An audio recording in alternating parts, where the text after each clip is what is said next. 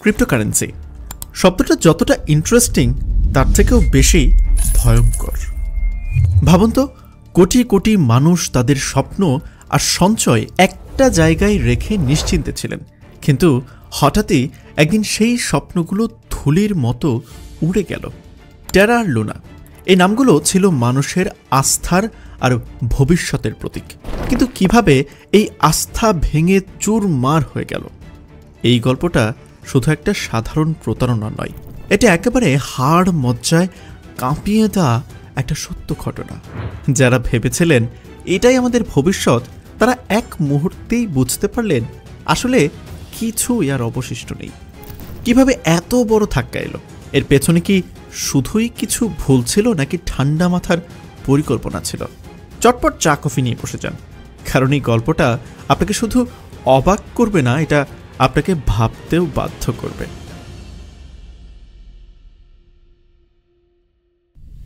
টেরা এবং লুনা দুটি নাম যা একসময় ক্রিপ্টো দুনিয়ার সবথেকে বেশি হাইপ তোলা কয়েনের নাম।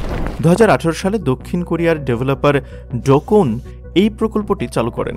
টেরা ছিল একটি অ্যালগোরিদমিক স্টেবল কয়েন যার মূল্য $1 স্থির রাখার প্রতিশ্রুতি দিয়েছিল।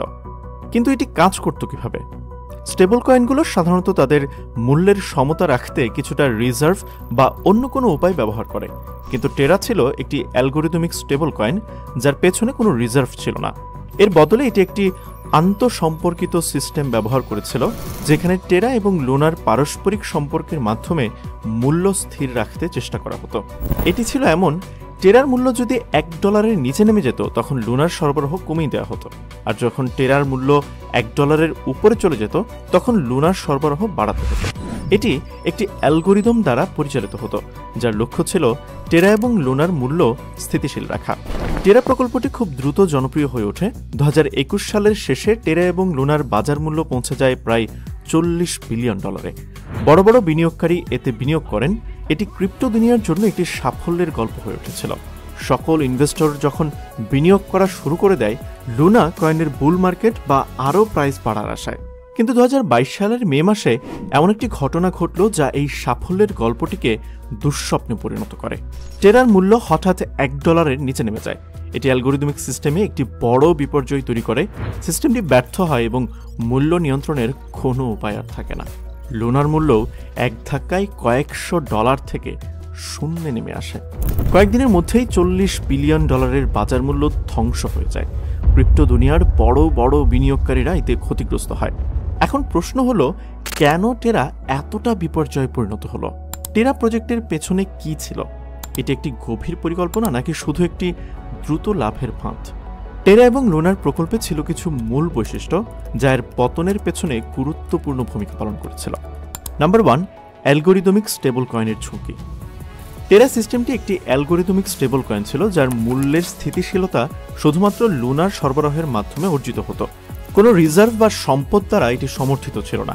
একাধিক বিশ্লেষকরা বলছেন যে এই ধরনের সিস্টেম মূলত সুরক্ষিত নয়, কারণ এটি বাজারের অনিশ্চয়তা এবং অতিরিক্ত মুদ্রাস্ফীতির মুখে ভেঙে পড়ে। নাম্বার 2, বিশ্বস্ততা এবং বিশ্বাসের সংকট।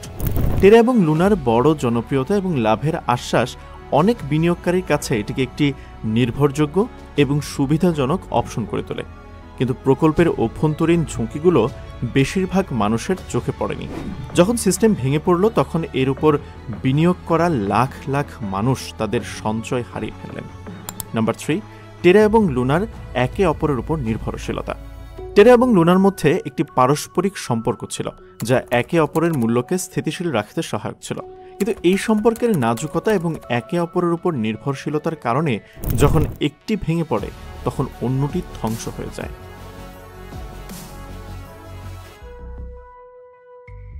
আমরা এর মাঝে এক ছেলের গল্প শুনে আসি।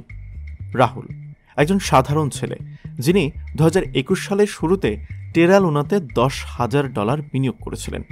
কিছুদিনের মধ্যে তার বিনিয়োগ $10 লাখ পরিণত হয়। সে আনন্দিত, নিজের পরিবারকে জানায় যে সে এখন মিলিয়নিয়ার। তবে পরদিন যা ঘটল তা ছিল এক বিপর্যয়। টেরার মূল্য ধসে পড়ে, লুনাও এক মুহূর্তে ধ্বংস হয়ে যায়। রাহুলের সম্পদ শূন্য হয়ে যায়, তার স্বপ্ন ভেঙে যায় এবং হতাশা তাকে আত্মহত্যার দিকে ঠেলে দেয়। রাহুলের মতো আরও হাজার হাজার মানুষ তাদের জীবনের সঞ্চয় হারিয়েছে, তাদের স্বপ্ন ভেঙে গেছে। এই কেলেঙ্কারি কতটা হৃদয় বিদায়ক এবং ভয়ঙ্কর তা সহজেই অনুমান করা যায় এসব ঘটনা থেকে। প্রকল্পের পতনের কারণ।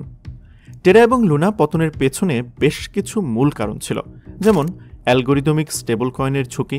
টেরা একটি অ্যালগোরিদমিক স্টেবল কয়েন ছিল যার মূল্য স্থির রাখতে কোনো রিজার্ভ ছিল না। এটি পুরোপুরি লুনার সরবরাহের উপর নির্ভরশীল ছিল, যা বাজারের অস্থিরতায় ভেঙে পড়েছিল। এর ফলস্বরূপ দাম স্থিতিশীল রাখা অসম্ভব হয়ে পড়ে।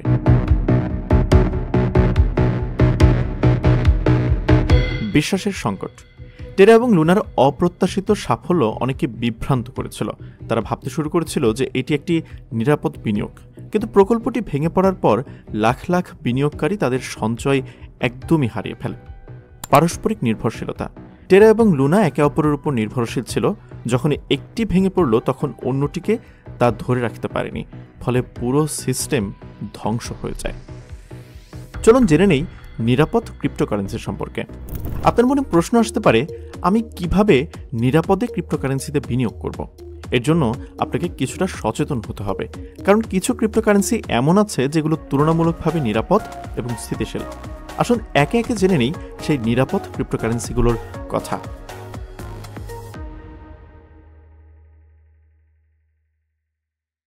প্রথমেই বলি বিটকয়েনের কথা। বিটকয়েন হলো সেই প্রথম ক্রিপ্টোকারেন্সি যা পুরো বিশ্বকে তাক লাগিয়ে দিয়েছিল। 2009 সালে এটি চালু হওয়ার পর থেকে এর জনপ্রিয়তা এতটাই বেড়েছে যে আজ পৃথিবীর প্রতিটি কোনায় কোনায় এর নাম শোনা যায়।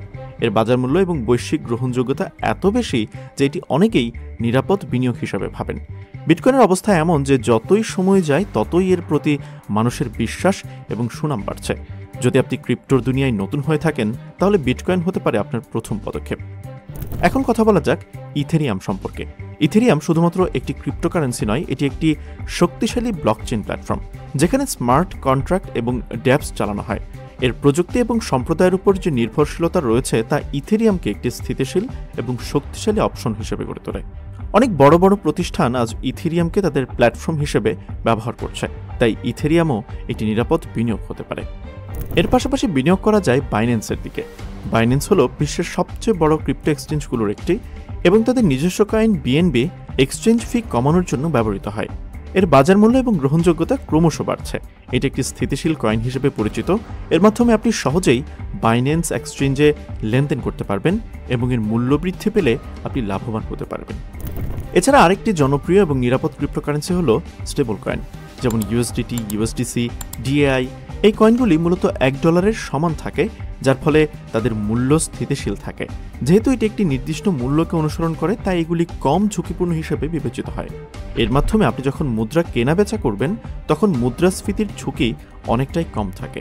এগুলো সবই এমন কিছু ক্রিপ্টোকারেন্সি যা তুলনামূলকভাবে নিরাপদ, তবে বিনিয়োগের আগে সবসময় বিস্তারিতভাবে গবেষণা করুন এবং সঠিক সিদ্ধান্ত নিন, কারণ ক্রিপ্টো মার্কেট অনেক পরিবর্তনশীল এবং এর ঝুঁকির মধ্যে যেমন সুযোগ রয়েছে তেমন রয়েছে বড় বিপদও। বন্ধুরা, আপনি ইতিমধ্যে এই কয়েনগুলোর মধ্যে কোনোটা ব্যবহার করেছেন কিনা তা কিন্তু কমেন্টে জানিয়ে দিতে অবশ্যই ভুলবেন না। টেরা লুনার কেলেঙ্কারি আমাদেরকে শেখায় যে ক্রিপ্টো দুনিয়াতে যত বড় সুযোগ থাকে তত বড় ঝুঁকিও থাকতে পারে। রাহুলের মতো অনেকেই এমন ঝুঁকির শিকার হয়েছেন। সুতরাং বিনিয়োগ করার আগে সঠিক তথ্য জানা খুবই জরুরি। এটি আমাদের শিক্ষা দেয় কখনো এমন একটি সিস্টেমে বিনিয়োগ করবেন না যা অসম্পূর্ণ বা ঝুঁকিপূর্ণ। আমরা কি এই শিক্ষা গ্রহণ করব নাকি আবারও এমন ধোঁকার শিকার হব? আজ এখানেই শেষ করছি। সাবধানে থাকুন, সতর্ক থাকুন এবং নিরাপদে বিনিয়োগ করুন।